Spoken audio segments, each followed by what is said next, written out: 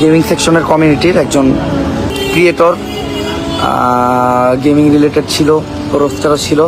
তো সে নাকি ইন্তেকাল করছে। তো ইন্না লিল্লাহি ওয়া ইন্না ইলাইহি রাজিউন।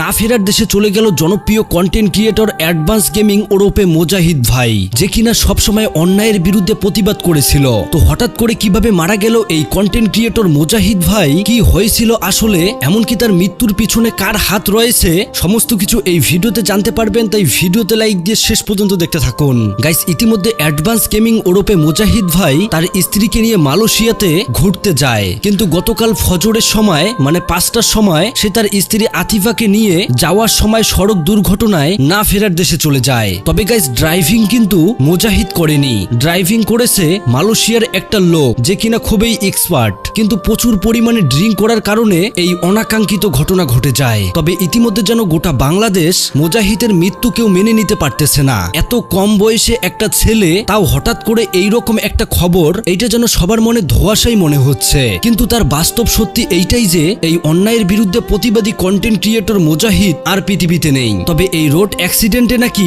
মোজাহিদেরও একটু ভুল ছিল। মোজাহিদ গাড়িতে বসার সময় সিট বেল্ট লাগায়নি, সিট বেল্ট লাগালে হয়তো সে বেঁচে যেত। কেননা হঠাৎ করেই মোজাহিদ যেই গাড়িতে ছিল সেই গাড়ির সাথে আরেকটা গাড়ির সংঘর্ষ হয়, আর এত পরিমাণে সংঘর্ষ হয় যে তারা সামনের দিকে হেলে যায়। তবে মোজাহিদের স্ত্রী আতিফা পিছনে বসার কারণে সে বেঁচে যায়। আর ইতিমধ্যে এইটাও জানা যায় যে যেই গাড়ির সাথে মোজাহিদের গাড়ি সংঘর্ষ হয় সেই ড্রাইভারকে মালয়েশিয়ার পুলিশ গ্রেপ্তারও করেছে। তবে এই বিষয়টা নিয়ে তেমন একটা স্টেপ না নিলেও এইটার কড়া স্টেপ নেওয়া দরকার মালয়েশিয়ার আইন সংস্থার। আর সেখানকার আইন ব্যবস্থা হয়তো এইটাও জানে না যে বিডি কমিউনিটির একজন জনপ্রিয় কন্টেন্ট ক্রিয়েটর এই মোজাহিদ।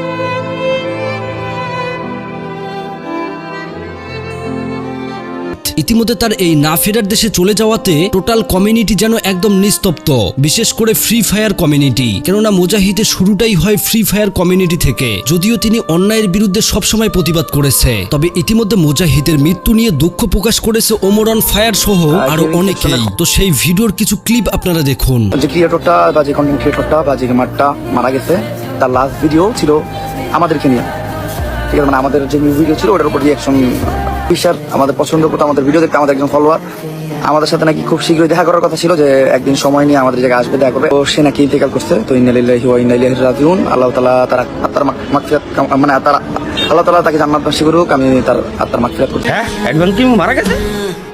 হ্যাঁ, আসলে বন্ধুরা, শুরুতে তার মৃত্যুটা কেউ মেনে নিতে পারেনি, সবাই বলতেছিল হয়তো এটা মিথ্যা কোনো গুজব হবে। তবে বন্ধুরা, মৃত্যু কিন্তু অনিবার্য, কখন কার সামনে কিভাবে আসবে এটা কেউ বলতে পারে না। তবে কিছু জিনিস মানতে সত্যি অনেক খারাপ লাগে। ইতিমধ্যে যেন কান্নায় ভেঙে পড়ছে মোজাহিদের মা বাবা সহ তার আত্মীয় স্বজন। আমি পার্সোনালি মোজাহিদকে চিনি, সে খুবই একজন দক্ষ, এমনকি ভালো ট্যালেন্টেড একটা ছেলে ছিল। সবসময় ছিল তার কণ্ঠস্বর প্রতিবাদের উপর। এই তো কিছুদিন আগেই তো সে বিয়ে করলো, কিন্তু দেখুন আজ তার সাথে কি হয়ে গেল। দুনিয়া সবকিছু আপনাকে ছেড়ে দিলেও মৃত্যু কখনো আপনাকে ছাড়বে না। You must answer Allah's call. আল্লাহর ডাকে আপনাকে যাইতেই হবে, এইটাতে কেউ আপনাকে রক্ষা করতে পারবে না। তবে কিছু জিনিস মানতে সত্যি খুব কষ্ট লাগে, যেটা অ্যাডভান্স গেমিং এর সাথে হয়েছে। তো যাই হোক প্রিয় দর্শক, অ্যাডভান্স গেমিং এর জন্য আপনারা সবাই দোয়া করবেন, তিনি খুবই একজন ভালো মানুষ ছিল। তো যাই হোক, পুরো ভিডিও দেখার পর যদি আপনাদের কোনো মন্তব্য থাকে অবশ্যই কমেন্ট করে জানাবেন। আর হ্যাঁ, পারলে ভিডিওটি সবাইকে শেয়ার করে দেখার সুযোগ করে দেবেন। আল্লাহ হাফেজ।